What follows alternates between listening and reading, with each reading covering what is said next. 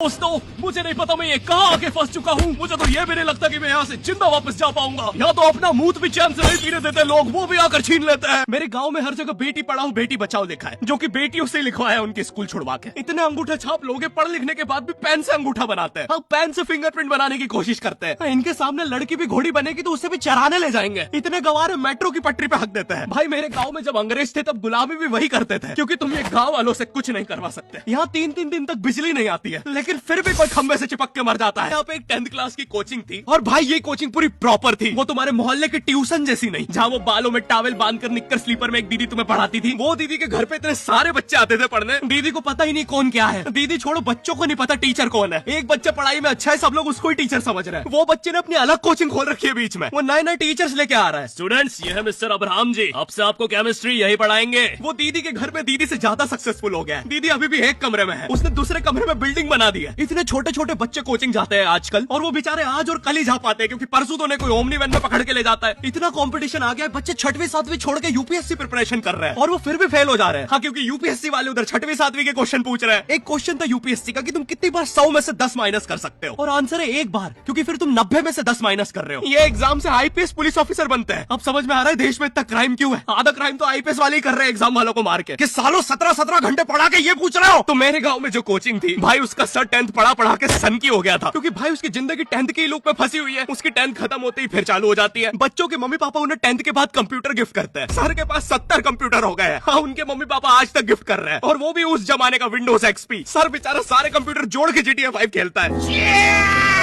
Sir इतना 10th class में है, वो कोचिंग के बाद अपनी कोचिंग की लड़कियों के सामने बाइक से स्टंट मार रहा होता है। देख कोमल, राज ने तो सबको पीठ पे कुत्ते मारे हैं, तू कोई नई नहीं है। शबाक, पीठ पे कुत्ते मारने वाला राज।